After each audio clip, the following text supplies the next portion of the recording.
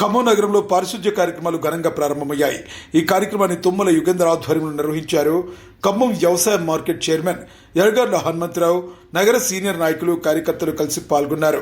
నగర పరిసరాలను పరిశుభ్రంగా ఉంచేందుకు ప్రజలందరూ భాగస్వామ్యం కావాలని నాయకులు పిలుపునిచ్చారు.